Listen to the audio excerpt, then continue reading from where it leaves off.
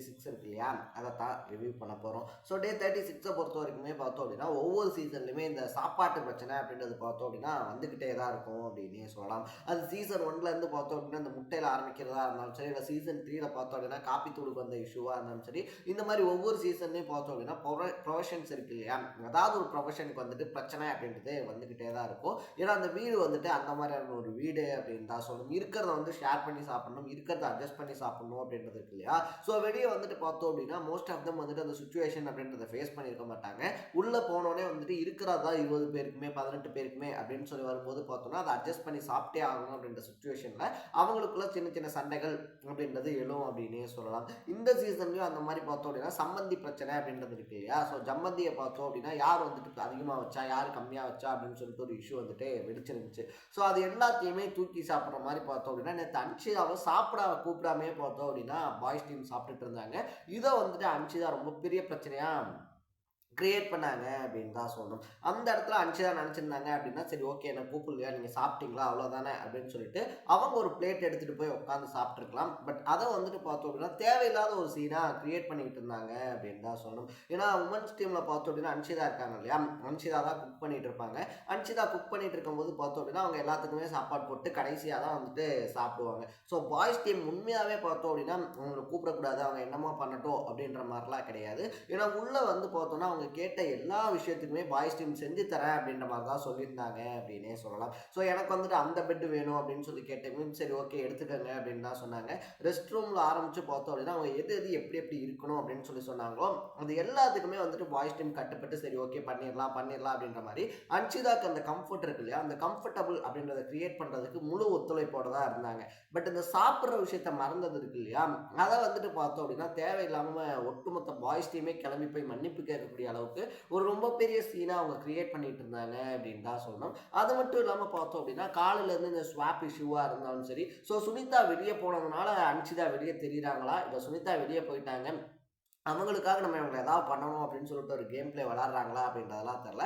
But almost பார்த்தோம் அப்படின்னா அன்ஷிதா இருக்காங்க இல்லையா, அவங்க அட்லீஸ்ட் இப்போ தான் கேமை விளாட ஸ்டார்ட் பண்ணியிருக்காங்க அப்படின்னு கூட சொல்லலாம். ஸோ ரெண்டாவது விஷயத்தை பொறுத்த வரைக்குமே அருண் கேப்டன் இருக்கார் இல்லையா, ஸோ கேப்டன் அருணுக்கு வந்துட்டு பார்த்தோம் அப்படின்னா எக்கச்சக்கமான ரூல்ஸ் அண்ட் ரெகுலேஷன்ஸ் அப்படின்றது கொடுக்கப்பட்டிருக்கு அப்படின்னு தான் சொல்லணும். ஸோ அவருடைய ட்ரெஸ்லேயே பார்த்தோம் அப்படின்னா 5 ஸ்ட்ரிங்ஸ் மாதிரி வந்துட்டு வச்சிருக்காங்க. இன்கேஸ் இந்த கேப்டன்சி வந்துட்டு சரியாக நடக்கல, இல்லை அருண் வந்துட்டு இந்த கேப்டன்சி இருக்கு இல்லையா அது சரியாக கொண்டு போகலை அப்படின்ற மாதிரி யாராவது ஃபீல் பண்றாங்க அப்படின்ற பட்சத்தில் அந்த ஸ்ட்ரிங்கை வந்துட்டு ரிமூவ் பண்ணி அருணுடைய கேப்டன்சி இருக்கு இல்லையா அதை பறிக்கிறதுக்கான வாய்ப்பு அப்படின்றது கொடுத்துருக்காங்க.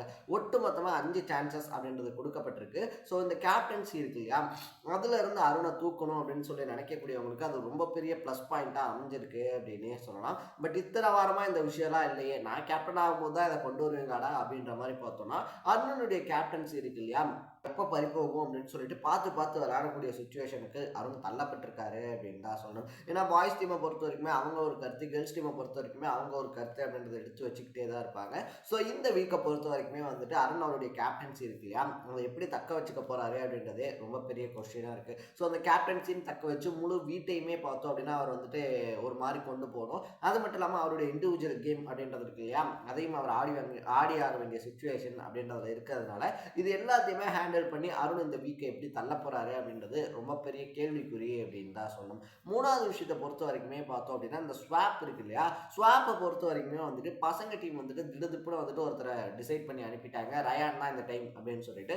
பட் பெண்கள் டீமை பொறுத்த வரைக்குமே பார்த்தோம் அப்படின்னா யார் ஸ்வாப்புக்கு போறது அப்படின்றதே பெரிய பிரச்சனையா இருந்துச்சு. அன்ஷிதா இல்லைன்னா ஆர்ஜி ஆனந்தி இருக்காங்க இல்லையா அவங்கள வந்துட்டு ஸ்வாப்புக்கு அனுப்புங்க அப்படின்னு சொல்லி சொல்லும்போது மோஸ்ட் ஆஃப் தம் வந்துட்டு ரியா இருக்காங்க இல்லையா ரியாவை தான் ஸ்வாப்புக்கு அனுப்புறதுல இன்ட்ரெஸ்டடா இருந்தாங்க அப்படின்னே சொல்லலாம். ஸோ ரியாவை பொறுத்த வரைக்குமே பார்த்தோன்னா மஞ்சரி நடுவில் வந்துட்டு இன்ஃப்ளூயன்ஸ் ஆகாத அப்படின்னு சொல்லி சொல்லாமல் இருந்தாங்கன்னா ரியாவுக்கு வேற வழியே இருந்திருக்காது. மஞ்சரி வந்துட்டு ரியாக்காக ஸ்டாண்ட் பண்ணதுனால பார்த்தோம் அப்படின்னா ரியா இருக்காங்க இல்லையா ரியா உமன்ஸ் டீம்லையும் கேர்ள்ஸ் டீம்ல வந்து அன்ஷிதா ஸ்வாப்புக்கு போயிருக்காங்க அப்படின்னே சொல்லலாம். ஸோ இதை பொறுத்த வரைக்குமே பார்த்தோன்னா மஞ்சரி ஒரு நல்ல பாயிண்ட் அப்படின்றத எடுத்து வச்சாங்க. அது என்ன அப்படின்னு சொல்லி பார்த்தோன்னா இங்க வந்துட்டு ஆர்ஜே ஆனந்தி இருக்காங்க இல்லையா, அவங்க தான் டீமை லீட் பண்ணி கொண்டு போற மாதிரி இருக்கு. ஸோ ஆர்ஜே ஆனந்தி வந்துட்டு அங்க ஸ்வாப் ஆகி போயிருக்கலாம் அப்படின்னு சொன்னாங்க.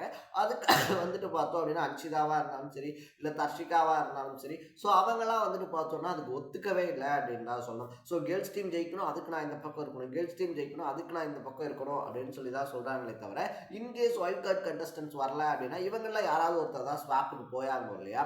ஸோ அந்த விஷயத்தை பொறுத்த வரைக்குமே பார்த்தோம் அப்படின்னா ஆர்ஜே ஆனந்தி அந்த தர்ஷிகா இருக்காங்க இல்லையா, அவங்கெல்லாம் சேஃபர் சைடா இந்த சைடு இருந்துட்டு அந்த சைடு ரியாவை தள்ள பார்த்தாங்க. பட் ரியா வந்துட்டு பார்த்தோம் அப்படின்னா கொஞ்சம் தெளிவா இருந்ததுனால அன்ஷிதா அந்த பக்கம் போயிருக்காங்க அப்படின்னு தான் சொல்லணும். ஸோ போன வாரம் ஆக்டிவா இல்லாத ஜாக்லினே பார்த்தோம் அப்படின்னா இந்த வாரம் மறுபடியும் திருப்பி உமன்ஸ் டீமுக்கு வந்திருக்காங்க.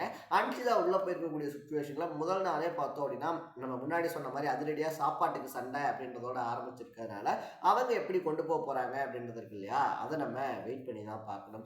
மூணாவது விஷயம் நாமினேஷன் அப்படின்னே சொல்லலாம். ஸோ ஓப்பன் நாமினேஷன் எதுக்கு தராங்க, க்ளோஸ்டு நாமினேஷன் எதுக்கு பண்ணுறாங்க அப்படின்னு சொல்லியே தெரியாமல் பார்த்தோன்னா ஹவுஸ்மேட்ஸ் விளையாடிக்கிட்டு இருக்காங்க. ஏன்னா க்ளோஸ்டு நாமினேஷன் அப்படின்னு வரும்போது பார்த்தோம்னா யாருக்கும் தெரியாமல் நாமினேட் அப்படின்றது பண்ணுவாங்க. ஸோ எந்தெந்த ஓட்டு எத்தனை பேர் கொடுக்குது அப்படின்றது யாருக்குமே மோஸ்ட்டாக தெரியாது. பட் ஓப்பன் நாமினேஷனை பொறுத்த வரைக்குமே பார்த்தோம் அப்படின்னா ஒரு மிக்சடு ஓட்ஸ் அப்படின்னு வந்துட்டு சொல்லுவாங்க இல்லையா, 2-3 ஓட்டு வந்துட்டு ஒருத்தருக்கு விழுந்துருச்சு அப்படின்னா அவரை விட்டுட்டு அடுத்தடுத்து இருக்கக்கூடியவங்களை நாமினேஷனுக்குள்ள கொண்டு வரதுக்கு தான் அந்த கேம் அப்படின்னே சொல்லலாம். பட் இதை வந்துட்டு ஹவுஸ்மேட்ஸ் பார்த்தோம் அப்படின்னா இந்த நூல் பிடிச்ச மாதிரி ஆட்டு வந்த மாதிரின்னு சொல்லுவாங்க இல்லையா, ஒருத்தர் வந்துட்டு ராணவ் அப்படின்னு சொல்லிட்டாங்க அப்படின்னா பின்னாடி வரக்கூடிய எல்லாரும் ராணவ் ராணவ் ராணவ் அப்படின்னு சொல்லிட்டு அதுதான் 3-4 பேர் ராணவ சொல்லிட்டாங்க. அதுக்கப்புறம் நீங்க ராணவ சொன்னாலும் சொல்லலைனாலும் அவர் நாமினேஷன் இருக்கு இல்லையா, அதுக்குள்ள வந்துட்டாரு. ஸோ வேற யாரையாவது நாமினேட் பண்ணுங்க அப்படின்றதுக்கு தான் இன்டைரக்டா அந்த ஓப்பன் நாமினேஷன் அப்படின்றது வைக்கப்படுது.